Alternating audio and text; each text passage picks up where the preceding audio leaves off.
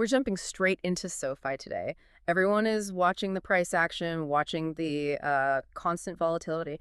But the real fundamental story is its monumental transition. And now it looks like a sustainable transition to being profitable on a GAAP basis. That's all driven by aggressive margin expansion and, maybe most crucially, their product diversification. Exactly.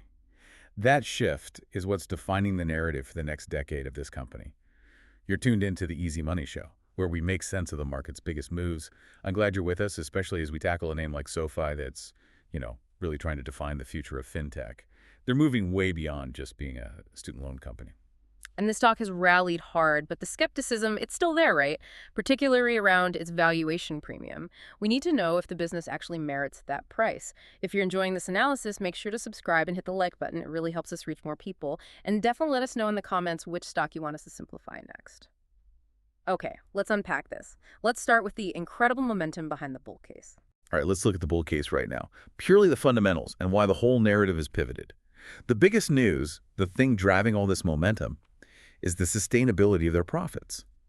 If we look back at the third quarter of 2025, their net revenue came in around, $950 million? Now, that might just sound like a big number, but it was a really significant beat. Oh, beat over consensus. Yeah, Right? a 5 to 6% upside surprise. The consensus was closer to $895 million. A strong beat. But what makes this quarter so different? Why does hitting profitability on a GAAP basis matter so much more than the non-GAAP numbers we always used to hear about? That's the critical distinction. Yeah. It really is. Non-GAAP or adjusted profit can exclude real costs. Things like stock-based compensation, which for a high-growth tech company can be massive. Hitting profitability on a generally accepted accounting principles, a GAAP basis, means that after all expenses, the core business is in the black. It shows the model can actually stand on its own 2 feet.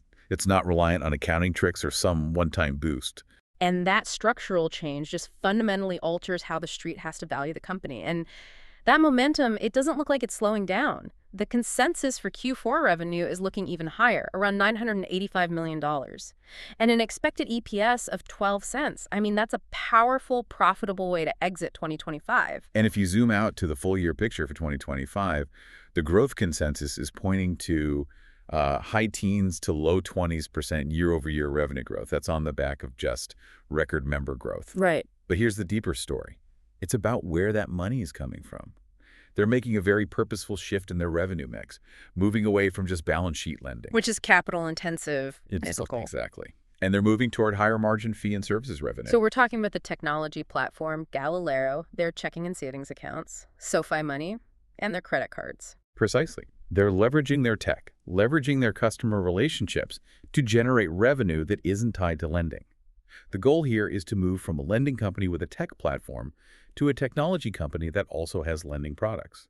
It's a subtle shift, but it fundamentally expands their operating leverage. And that focus on leverage leads right to their competitive advantage, what some people call their structural moat. They've built this integrated digital-first financial ecosystem. It's got lending, deposits, investing, cards, even access to private markets. They want to be the one place you go for everything you do with your money. And the central pillar holding that whole moat up is the bank charter they secured. Compared to other non-bank fintechs who have to rely on these really volatile, costly wholesale funding lines, the bank charter lets SoFi fund its own lending with cheap, sticky customer deposits. Okay, for anyone listening who doesn't live and breathe banking metrics, can you quantify that? What does materially lower funding costs actually look like? It's a massive difference. I mean, a non-bank fintech might pay 6, maybe 7% for credit lines to fund their loans. SoFi, with its charter, can attract customer deposits at rates much, much lower than that, sometimes well below 2%. That difference, that spread, is basically pure, sustainable net interest margin. They get the funding stability of a regulated bank, but without the huge overhead of all those physical branches. Yeah. It's a huge structural advantage. It makes perfect sense. Lower costs just mean more capital for growth, and they're constantly innovating to create these high switching costs to lock users in. You look at their products, right? the SoFi smart card, the SoFi USD stablecoin. And they have that really unique partnership with Templum that gives their members access to private companies like Epic Games and Stripe. You just can't easily get that whole package anywhere else. The SoFi USD stablecoin is a great example. Looks kind of niche on the surface, but it has this massive strategic purpose. It's not just another crypto asset. It's designed to make internal payments and transfers within their ecosystem faster and cheaper. It just makes the whole system stickier. And that product breadth, that cross-sell potential is why some folks are comfortable with these really aggressive long-term projections. We're seeing consensus targets around $55.30 by 2030. That's more than double the recent price. It's a big, long-duration compounding thesis. Yeah, and if the bull case is all about the fundamentals, you can really see the market's confidence in the technicals. Right. Let's look at the price action for a second. The stock has been incredibly dynamic. It's rallied, about 70 to 72% over the last 12 months.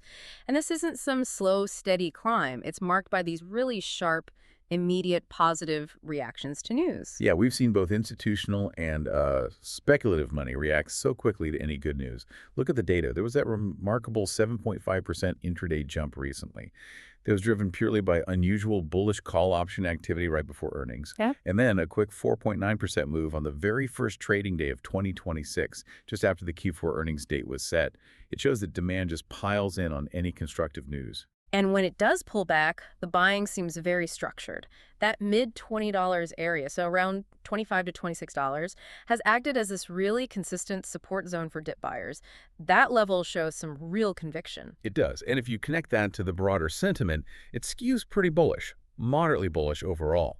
But it's driven mainly by retail excitement. Retail positioning on some of the social platforms is described as extremely bullish, which can really amplify those upside moves.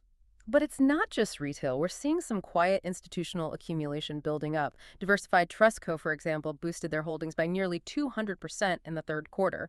But the real medium-term catalyst everyone is watching, the one that would generate massive non-discretionary buying, is all the chatter around eventual S&P 500 index inclusion. Oh, inclusion is a huge deal. It's not just for bragging rights. Yeah. Once a company gets into that index, all those trillions of dollars in passively managed funds and ETFs, they are forced to buy the stock. And given their path to sustained GAAP profitability and their market cap, S&P inclusion is a very credible medium-term possibility. So, a very strong hand.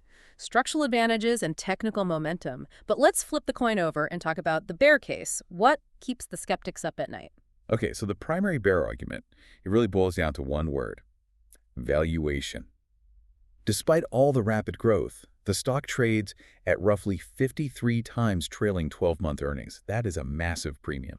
Okay, so for anyone listening who doesn't live and breathe multiples, what does 53 times earnings mean in plain English? How does that compare to a mature bank?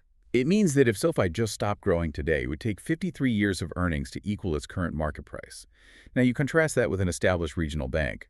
They often trade between 10 and 15 times earnings. So this makes SoFi incredibly expensive. And that premium valuation means the stock is just highly sensitive to any misstep, any hiccup in growth or credit. It just can't afford a disappointment. That's why we saw that sharp, 12 to 13% drop back in December. It was tied directly to valuation concerns after a strong run. And that sensitivity is made worse by another core criticism, which is dilution. We saw multiple equity offerings in 2025. They raised over $3 billion total, which that just increases the number of shares out there. This is where the skeptics really pound the table. If they're truly sustainably profitable, why do they keep needing to raise external capital? And that is exactly the right question to ask. But it brings up a critical distinction between, say, M&A dilution and growth-focused dilution. The analysts who are still bullish actually saw that capital raise as a modest positive. And the reason is because they're profitable. It's not a bailout. It's seen as ammunition for a transformation. Ammunition for what, exactly? Ammunition to extend that growth runway. The plan, as management laid it out, is to reinvest that $3 billion into high ROE lending, that's return on equity, and into their fee businesses, and maybe some complementary tech M&A. So the idea is, if that capital is deployed well and generates returns way higher than their cost of capital, the long-term earnings per share could actually go up, despite the higher share count. It's a bet on management's ability to execute. It is entirely an execution bet. If they pull it off, the dilution is just a temporary step on the journey to becoming a much larger business. If they fail, well, the dilution just compounds the problem of an already expensive stock. The other main risk we have to mention is just macro exposure. At the end of the day, SoFi is a consumer lender. They are still exposed to credit normalization or shocks if unemployment were to spike. That's true, but they do mitigate that risk by focusing heavily on a prime borrower. People with high FICO scores, and they lean heavily on their data-driven underwriting. While every lender faces macro headwinds, the consensus view anticipates a pretty resilient jobs market going forward. And that focus on prime borrowers, it really helps contain their credit risk compared to peers chasing riskier segments. Okay, so given this tension between the premium valuation and the accelerating growth, all eyes are on the immediate catalyst calendar. Yes, and the main event is coming up fast, January 30, 2026, the Q4 2025 earnings release. Investor focus is going to be laser tight. They want to see continued loan growth, yes, but also improving credit performance, better funding costs, and crucially, that services revenue mix has to keep climbing to prove the diversification is really working. And the earnings call is more than just the numbers, right? It's like a de facto investor update because they have so many moving parts. What specifics should people be listening for on that call? Management commentary is going to be key. We need updates on the trajectory of that SoFi USD payments ecosystem. We need to hear the early KPIs for the new SoFi Smart Card. Are these products actually generating the stickiness they promised? Plus, any commentary on M&A and how they plan to deploy that fresh $1.6 billion in capital, that will directly address the dilution concerns. And we also have to remember the macro tailwinds coming into the first quarter of 2026. SoFi is rate sensitive. Expectations for stabilizing or maybe modestly lower rates this year are a huge tailwind. That supports refi and personal loan demand, and it lowers their overall funding costs, boosting that NIM resilience we talked about. So to kind of synthesize the whole thesis, SoFi has credibly transitioned from a niche lender to a full-stack, tech-first digital bank. They built a powerful structural moat with the bank charter in their ecosystem, and they're finally showing a clear path to sustained GAAP profitability. And this is all translated into really strong technical momentum. But, and this is the core risk, that premium valuation sitting at 53 times trailing earnings, it demands near perfect execution. They have to deploy that new capital quickly and efficiently. The overall sentiment is constructive. The narrative supports a lot of upside if they continue to execute. All the pieces are there for them to be a long-term compounder, but they have to grow into that 53x multiple and fast. It makes these next few earnings calls absolutely vital. That's the real challenge. And the question for you, the person listening, to consider is this. When you look at a high-growth company that just raised billions, do you see that dilution as necessary, strategic fuel for an explosive transformation? Or do you see it as a warning sign that the model requires more cash than their profitability milestones might suggest? That's the lowdown on SoFi for today. If you haven't already, subscribed so you don't miss our next exploration of the market's biggest moves. We'll catch you on the next one.